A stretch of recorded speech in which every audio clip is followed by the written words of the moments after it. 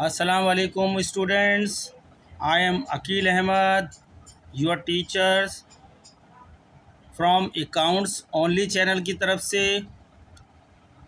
आज मैं आपके सामने जो टॉपिक ला रहा हूँ वो भी पिछला जो मैंने लेक्चर दिया है अकाउंटिंग इक्वेशन का, उसी से ही जुड़ा हुआ है। तो लास्ट लेक्चर में मैंने अकाउंटिंग इक्वेशन बताई थी आपको, assets is equal to liabilities plus equity. उस इक्वेशन को एक्सपेंड किया गया है, बढ़ाया गया है, ठीक है। उससे मुताल्लिक है जिसलिए मैंने लिखा है define expanded accounting equation. Accounting equation को एक्सपेंड करें, फुल बड़ी होके कितनी इक्वेशन हो जाती है, ठीक है, वो एक्सपेंड करना है। दो आइटम हमने और इसमें एक्सपेंड करने हैं, एक रेवेन्यू को और एक एक्सपेंसेस को। तो ये हमारी अकाउंटिंग इक्वेशन मुकम्मल हो जाएगी profit and loss and balance sheet को कवर करने के लिए। अभी तक जो हमने पिछले लेक्चर में बताई थी आपको fundamental accounting equation, asset is equal to liabilities plus equities या ओनर्स इक्विटीज़ जो बताई थी हमने, वो सिर्फ बैलेंस शीट को कवर कर रही थी, उससे बैलेंस शीट बन रही थी। अब जो हम इसको एक्सपेंड कर रहे हैं अकाउंटिंग इक्वेशन को, उसी इक्वेशन में दो और नए हेड ऑफ अकाउंट आ जाएंगे, यानी रेवेन्यू का और एक्सपेंसेस का, जो हमारे प्रॉफिट एंड लॉस स्टेटमेंट बनाने में मदद देंगे। इस तरह ये 5 अकाउंट्स आ जाएंगे, हेड ऑफ अकाउंट या ग्रुप ऑफ अकाउंट्स, जो आपका प्रॉफिट एंड लॉस स्टेटमेंट और बैलेंस शीट बना देंगे, ठीक है। तो आज का हमारा टॉपिक है एक्सपेंडेड अकाउंटिंग इक्वेशन। तो ये अब हम चलते हैं, इसको बाकायदा लिख के आपको बताते हैं। जो इक्वेशन एक्सपेंडेड आएगी वो भी लिखते हैं आगे। आंसर देते हैं सवाल का, A for answer. The expanded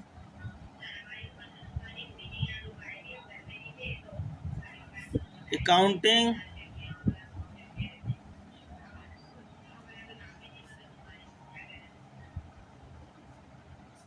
equation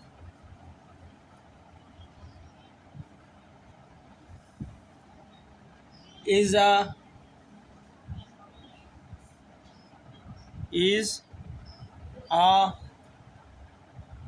variation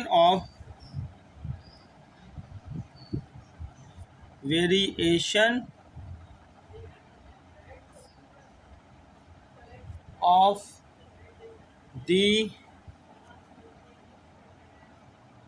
basic accounting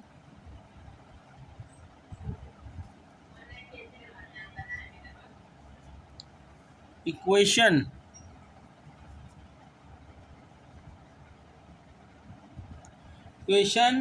that include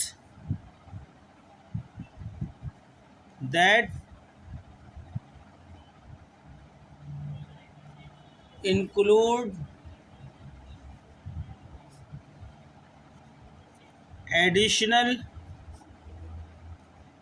इजाफी तौर पर एडिशनल सब कैटेगरीज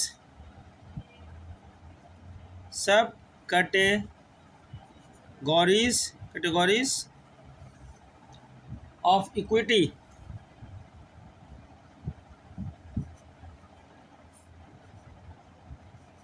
इक्विटी जो हमने बताई थी, पिछली इक्वेशन जो बताई थी पिछले लेक्चर में, फंडामेंटल अकाउंटिंग इक्वेशन या बेसिक अकाउंटिंग इक्वेशन में बताया था, asset is equal to liabilities plus equity.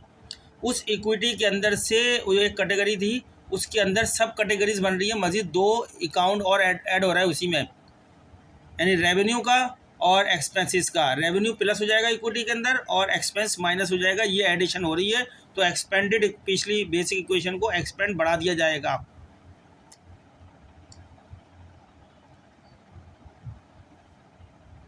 ठीक है, आगे चलते हैं। दी एक्सपेंडेड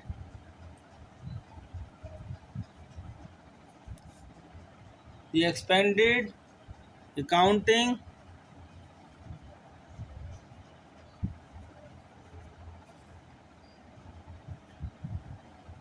equation is, अब हम यहाँ पेश करेंगे आपके हमें एक्सपेंडेड अकाउंटिंग इक्वेशन।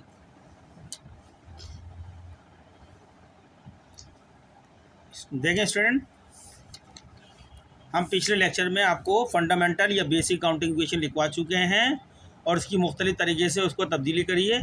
लेकिन अब चूँकि ये टॉपिक है एक्सपेंड माने बढ़ाना, वसी करना, अकाउंटिंग इक्वेशन को हमने बढ़ाना है। जो इक्विटी साइड थी इक्वेशन की, लास्ट इक्वेशन जो हमने बताई थी आपको पिछले लेक्चर में, asset is equal to liabilities plus equities, जो प्लस इक्विटीज़ हुई थी, इस इक्विटीज़ जो कैटेगरी आई है इसको एक्सपेंड कर रहे हैं। इसमें 2 आइटम और बढ़ा दिए जा रहे हैं, क्योंकि उन दोनों आइटम का जो फाइनल रिजल्ट होता है वो इक्विटी की तरफ भी मूव किया जाता है, जो ऑनर से ताल्लुक़ रखती है। ऑनर या तो प्रॉफिट होगा तो रिज़ल्ट जो है इक्विटी में इंक्रीज़ हो जाएगी, अगर लॉस होगा तो इक्विटी कम हो जाएगी, वो रिज़ल्ट आता है उससे। तो मैं लिखता हूँ भैया expanded accounting equation, assets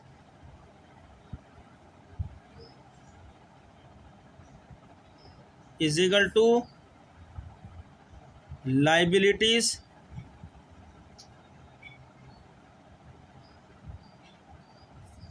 plus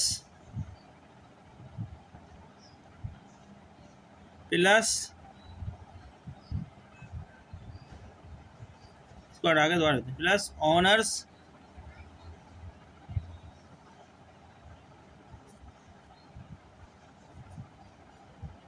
equity. अब ये दो जो अपनी जगह कायम है, ये प्लस ऑनर्स इक्विटी है ना, इसके अंदर से 2 हम सब कैटेगरीज और निकालना है। एक का नाम है रेवेन्यू प्लस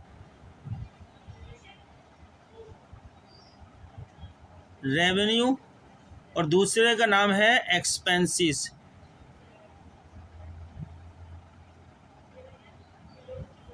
ठीक है, अभी हो गई 1 आइटम, 2 आइटम, 3 आइटम, 4 आइटम और 5 आइटम। ये 5 ग्रुप ऑफ अकाउंट जो आपके सामने नज़र आ रहे हैं, या हेड ऑफ अकाउंट जो आपके सामने नज़र आ रहे हैं, ये एक्सपेंडेड अकाउंटिंग इक्वेशन।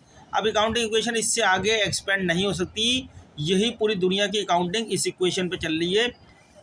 यहाँ assets equal to liabilities plus owners equity, यहाँ तक तो हम बैलेंस शीट बनाते हैं इन 3 के ऊपर, प्लस रेवेन्यू एंड एक्सपेंसेस, इसका ताल्लुक आपके इनकम स्टेटमेंट या प्रॉफिट एंड लॉस स्टेटमेंट से होता है। अगर देखें इनकम होगी तो वो इस ऑनर्स इक्विटी को इजाफा करेगी, तमाम इनकम कहाँ जाएगी, ऑनर्स इक्विटी को इजाफा करेगी। जितने खर्चे होंगे या लॉसेस होंगे वो यहाँ से कहाँ से माइनस होंगे, यहाँ से माइनस हो जाएंगे। इसका इन दोनों का इफेक्ट यहीं पे आएगा ऑनर्स इक्विटी पे आखिर में। तो इसका नाम रखा है एक्सपेंडेड अकाउंटिंग इक्वेशन। तो स्टूडेंट आपको समझ में आया होगा। अब इनके अंदर जो इस्तेमाल हुए उनका मैं बता देता हूँ एक्सप्लेन करके। वेयर, जहाँ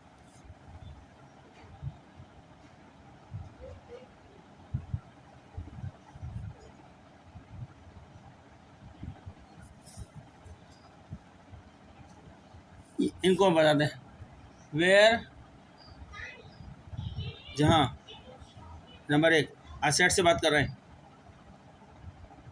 assets are economic resources,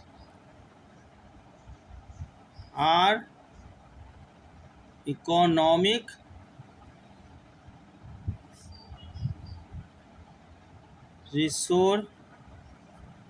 economic resources वो रिसोर्सेज होते हैं, वो वसाइल होते हैं जिनकी अपनी कुछ वैल्यू होती है और जो क्वांटिटी में लिमिटेड होते हैं, ज़्यादा नहीं होते, इसलिए ये इकोनॉमिक रिसोर्सेज हैं। एसेट जो है पैसों से आते हैं, पैसों की कीमत होती है, वही लोग खरीद सकते हैं एसेट्स को जो उसकी कीमत रखते हैं। तो जो चीज़ उसकी कैपेसिटी रखते हैं परचेज करने की, तो वो इकोनॉमिक रिसोर्सेज हो जाता है। Assets are economic resources owned by, इसको ऑन कौन करता है, ऑन बाय द कंपनी। जब कंपनी की मलकियत में जितना भी होगा जब भी तो एसेट कहलाएगा, ऑन बाय द कंपनी। इसकी मालिक कौन होगी, कंपनी एसेट्स की। सच है जैसे ये इकोनॉमिक रिसोर्स को बता रहे हैं, कौन से सच है, एसेट जो है सच है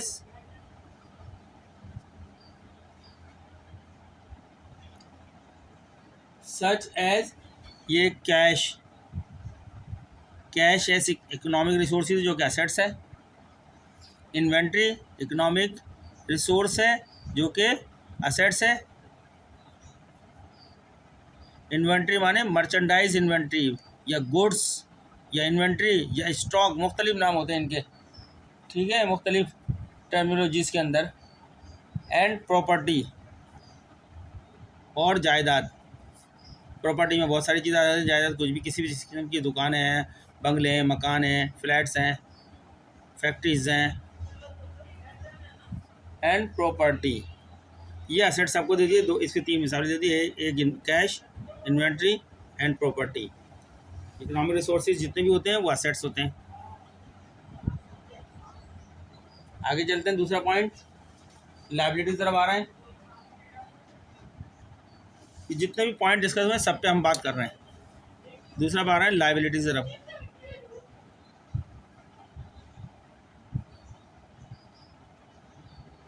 लायबिलिटीज आर डेट्स होते हैं, कर्जे होते हैं। ये DEBTS, डेट्स माने बी साइलेंट इसमें, डेट्स माने कर्जे। लाइबिलिटीज आर डेट्स, लाइबिलिटीज जो है कर्जे होते हैं।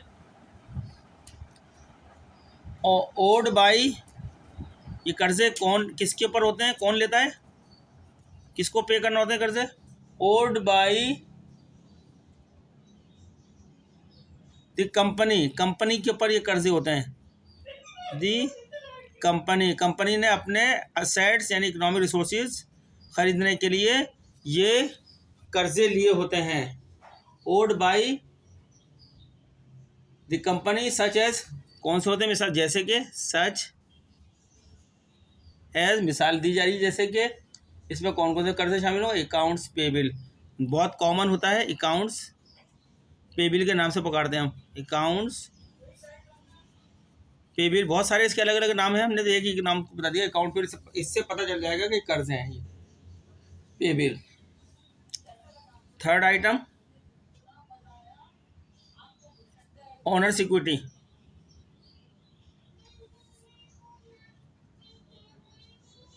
ओनर्स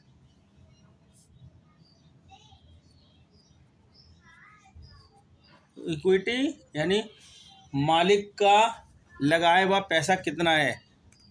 ओनर्स जिस कारोबार का मालिक है, owners equity is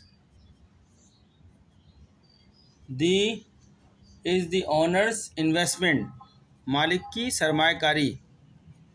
owners investment होती है, उसके कितने पैसे लगे हुए इसमें कारोबार में, इन्वेस्टमेंट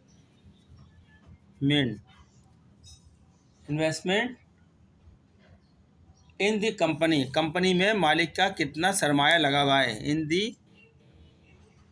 कंपनी या कंपनी के असेट्स में मालिक का कितना सरमाया है, जिस असेट्स पे कितना ओन करता है मालिक। इंक्लूडिंग शामिल कर देते हैं, लिखते हैं इंक्लूडिंग क्या क्या शामिल होता है इसमें। इंक्लूडिंग रिटेन अर्निंग, कंपनी की जो रिटेन अर्निंग होती है यानी जो आमदनी हुई थी आपको, उसको कंपनी ने डिस्ट्रीब्यूट नहीं किया, रोक के रखा हुआ, रिटेन किया हुआ है मुख्तलिफ कामों के लिए, अगर ज़रूरत पड़ेगी तो उसको डिस्ट्रीब्यूट करेंगे। जितना भी रोक के रखी हुई आमदनी है, रिटेन अर्निंग, अर्निंग आमदनी को बोलते हैं। ये भी ओनर्स इक्विटी का हिस्सा होता है। Retained earnings and contributed capital and contributed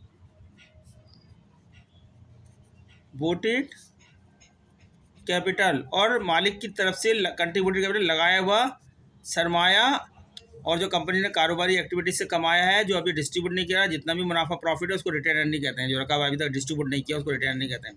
और मालिक का अपना लगाया हुआ सरमाया कितना है, ये सब क्या है, ऑनर्स इक्विटी है।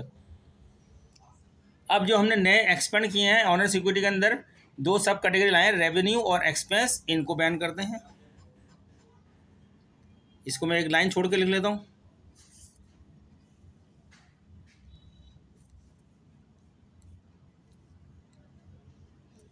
ठीक है, ताकि आपको पता चले नए हमने ऐड करे हैं, सब कैटेगरीज नई आई है। Revenues,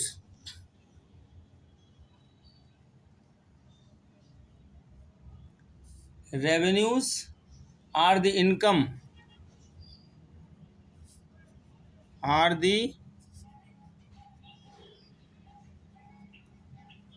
revenues are the income जो पैदा की गई है, जनरेट की गई है, generated by the company, company ने पैदा की है कारोबारी साल के अंदर, बाय दी कंपनी, एक कारोबारी साल के अंदर कंपनी ने जितनी भी रेवेन्यू जनरेट की है उसको रेवेन्यू कहते हैं। Generate by the company in the process of, in the process of generating revenue, generating revenue का जो प्रोसेस था उस प्रोसेस से कितनी इनकम जनरेट की है उसी को रेवेन्यू बोलते हैं। इन the process of generating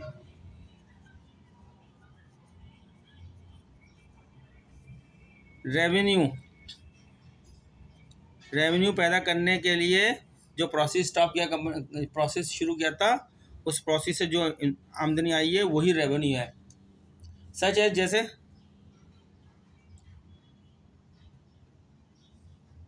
revenue are the income generated by the company, ये मैंने गलत लिख दिया थोड़ा सा, बाय द कंपनी, ये मैं काट देता हूँ।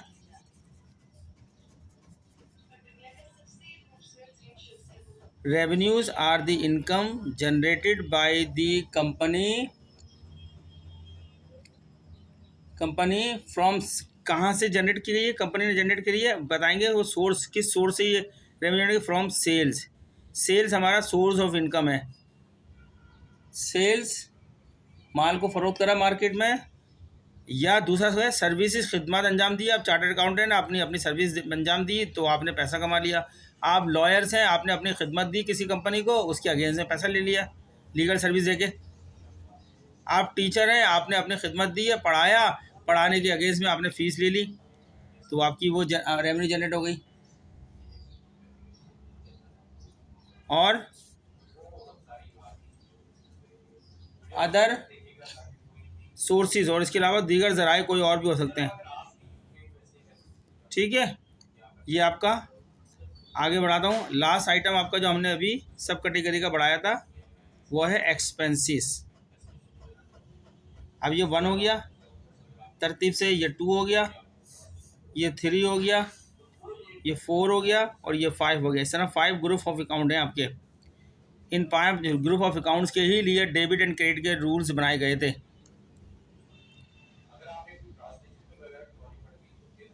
एक्सपेंसेस,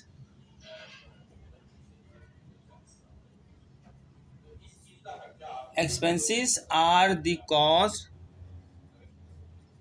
ये लागत होती है खर्चे की, दी कॉस्ट इनकर्ड, जो की गई है, खर्चा किया गया है, इनकर्ड बाय द कंपनी, किसने किया है, कंपनी ने इनकर्ड किया है।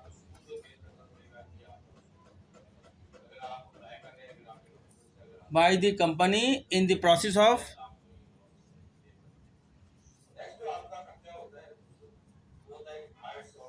इन द प्रोसेस ऑफ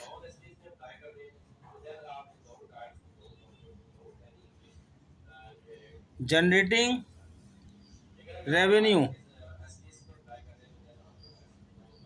कारोबार की एक्टिविटीज़ चल रही थी मुनाफा कमाने की गर्ज से कि हमने मुनाफा कमाना है। उसका 1 साल का पीरियड था कारोबार का, जो कारोबार का अकाउंटिंग ईयर है, उस एक्टिविटीज़ के ज़रिए से आपने जो है जनरेट किया है revenue.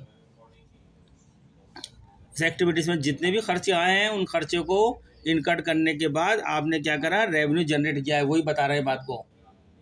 In the process of generating revenue such as, कौन से खर्चे है वो, सच एज, ये खर्चे बताए जा रहे हैं जो आपने किए हैं। सैलरीज खर्चा आपका आ गया, इनकी मदद ली थी आपने तो प्रॉफिट बनाया, सैलरी तनख्वाह मिल। रेंट, कोई दुकान ऑफिस किराए पे लिया है उसका किराए का खर्चा हुआ है। एंड यूटिलिटीज, और पावर्स के बिल जो होते हैं, टेलीफोन का, बिजली का, गैस के फ़ोन, उसको यूटिलिटीज बोलते हैं। एंड यूटिलिटीज, ये सब एक्सपेंस है, ये भी एक्सपेंस, ये भी एक्सपेंस और ये भी एक्सपेंस। एंड यूटिलिटीज़, ये तो हमारी एक्सपेंडिचर इक्वेशन का हो गया। एक आइटम को और लिख देता हूँ मैं, जो है हिस्सा इनकम का ही हिस्सा है, ऑनर्स को मिलता है जो डिविडेंड्स। डिविडेंड होता है जहाँ कंपनी जिसके शेयर्स होल्डर, जहाँ शेयर में मलकियत शेयरों में बटी होती है, शेयर्स के पास जितना मुनाफा होता है, मुनाफा दिया था उसको डिविडेंड बोलते हैं। डिविडेंड्स शेयर्स के ऊपर, जो आपने शेयर्स की इन्वेस्टमेंट करी है उस पर जितना मुनाफा आपका बनता है कारोबारी पीरियड के अंदर, वो आपका डिविडेंड कहलाता है। और जब कंपनी डिक्लेयर करती है जब मिलता है। Dividends are the distribution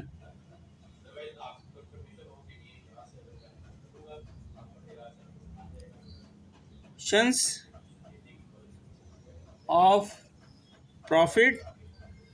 profit की तकसीम होती है, उसको मुनाफा कहते हैं डिविडेंड।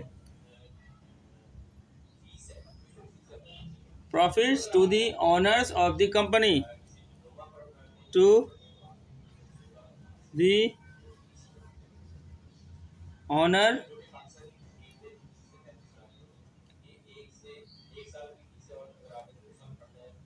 Of the company. तो स्टूडेंट्स ये बतानी थी, बता दिया है। और थोड़ा सा और बता दूं, the expanded accounting equation helps to show how revenues and expenses affect the overall financial position of the company and how dividends impact, असर होता है, इम्पैक्ट द ओनर्स इक्विटी पे। और डिविडेंड का असर ओनर्स इक्विटी पे कैसा क्या पड़ता है, कैसे पड़ता है। It is a useful tool for financial analysis and decision making। Answer आपका ये हो गया। वो तो मैंने ऊपर इजाफी थोड़ा बताया था आपका। तो स्टूडेंट्स, अगर आपको हमारा ये लेक्चर्स जो हमने बड़ा डिटेल में बताई है, काउंटिंग इक्वेशन मुकम्मल हो चुकी है 2 लेक्चर में। अगर आपको हमारा लेक्चर्स अच्छे लग रहे हैं, हमारे आपको पढ़ाई जो है समझ में आ रही है, तो आप हमारे इस चैनल को, अकाउंट्स ओनली को सब्सक्राइब करें, लाइक करें एंड शेयर करें। और आप देखिएगा हम आपके लिए इस चैनल पे बहुत ज़्यादा लेक्चर बनाएंगे हर क्लास के, ताकि बहुत आसान कर देंगे आपको पढ़ने के लिए पढ़ाई। आपको सेंटर में जाने की ज़रूरत नहीं पड़ेगी, कोचिंग सेंटर या टीचर के खर्चे की ज़रूरत नहीं होगी। यही चैनल आपको यहीं पर सब कुछ सिखा देगा। तो शुक्रिया।